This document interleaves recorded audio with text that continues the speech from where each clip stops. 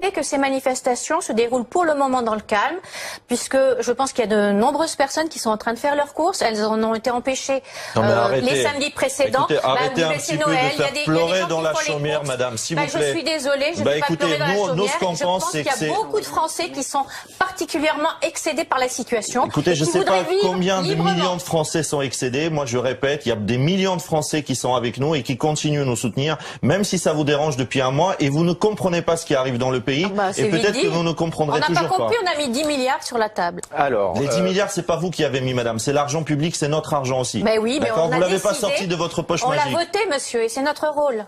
Et dans votre parti d'ailleurs, quelqu'un qui n'est pas d'accord avec votre parti, il se fait virer. Voilà l'esprit de la démocratie que vous avez. Vous savez, il faut un minimum de discipline, sinon c'est l'anarchie. C'est un député de la République qui est censé de représenter les citoyens, pas votre parti, madame.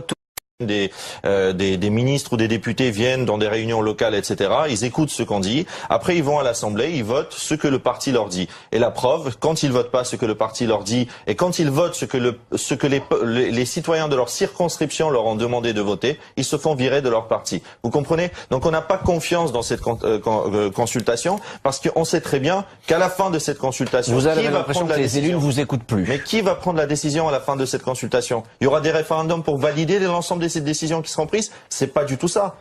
Acte, il y a non seulement le mot abrogatoire, mais il y a le mot révocatoire. C'est-à-dire que du jour au lendemain, on peut destituer. Du jour au lendemain, vous devez rendre des comptes aux citoyens. Ça vous fait peur. Mais moi, je rends des comptes tous les jours, monsieur. Mais qu'est-ce que vous rendez des comptes? Qu'est-ce que vous rendez des comptes? Vous faites. Je dis ce que je fais. D'accord. Et donc les citoyens, à quel moment vous rendez des comptes concrètement? Qu'est-ce que le citoyen? Voilà, tous les 5 ans. Donc pendant 5 ans, vous avez vos indemnités. Pendant toutes 5 ans, vous faites ce que vous voulez. Et bon, éventuellement, les citoyens ne vous réalisent pas. C'est ça qui ne marche plus. Donc là, vous êtes en train de caricaturer le référendum d'initiative citoyenne, chose qui marche dans d'autres pays qui ne sont pas des pays, vous voyez, c'est pas en Afghanistan ou je ne sais dans quel pays que ça marche. Ça marche dans des pays qui sont à côté de nous. Vous voulez parler de la Suisse? Donc, juste attendez, j'ajoute une chose. La dame vient de dire qu'il nous écoute, qu'il nous comprenne. Mais à quel moment? Ça fait 18 mois, par exemple, que vous êtes au pouvoir et des syndicats, des maires, etc. vous ont fait remonter innombrables de choses. Vous n'avez rien écouté du tout. Il fallait justement qu'il y ait tout ça pour qu'à un moment donné, vous commenciez à reculer. Monsieur Macron, au début des mobilisations, expliquait qu'il faut garder le cap, il changera rien. Il nous parlait comme si on était des moins que rien. Il nous parlait comme si on était des moins que rien. Moi, je suis sorti dans la rue le jour où Monsieur Castaner a expliqué que les gens qui sont dans la rue, c'est l'extrême droite ou l'extrême gauche, c'est je ne sais quoi. Je suis pas sorti les premiers 3 jours. Ça m'a mobilisé, ça, pour me dire, mais attendez, de qui on se moque en fait? C'était un vote national. C'est ce que je vous explique, madame. Le problème du système actuel, je vais vous expliquer parce que je crois que vous faites exprès de ne pas comprendre. C'était hier et laissez-moi finir juste cette phrase. Ce que vous ne comprenez pas, c'est que justement, on n'en veut plus d'un système dans lequel tous les 5 ans, on donne blanc-seing à un bloc d'idées. Si je prends le programme de Mélenchon, il y a des choses que je signe tout de suite. Attendez, je peux finir.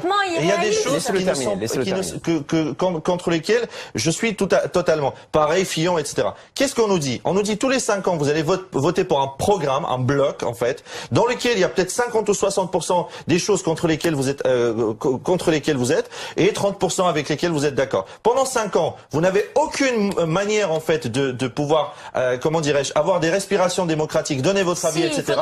Et vous devez subir pendant 5 ans l'ensemble du programme.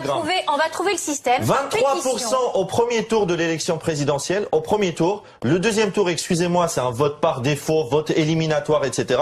Et vous êtes aujourd'hui, excusez-moi, c'est pas contre vous, mais c'est contre votre majorité et contre le président de la République, comme des autres. Moi, c'est pas que Monsieur Macron. Depuis 40 ans, ça dure, avec une arrogance, c'était dans le programme. 23% votent pour un programme au premier tour, et vous faites comme si toute la France était d'accord avec le programme, et maintenant, c'est pas grave. Faut l'appliquer, c'est comme ça. Moi, ce que je crains, c'est l'immobilisme. C'est pas ça comme système, vous comprenez? Ce n'est pas ça. C'est l'immobilisme, si.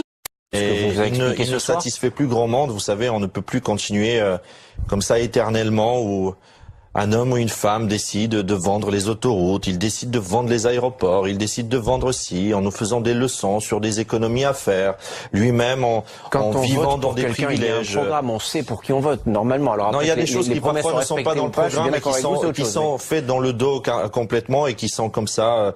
Écoutez, vous savez, dans ce pays, il y a la Cour des comptes. Vous savez, c'est pas des extrémistes la Cour des comptes, ce sont des professionnels. Ça fait 40 ans que les rapports de la Cour des comptes ne sont même pas appliqués. Même pas appliqués, on les jette comme ça. Pourtant, la Cour des comptes vous explique, madame, comment trouver l'argent. Parce que là, vous dites, on a sorti 10 milliards. Mais la Cour des comptes vous explique comment trouver l'argent de manière extrêmement facile.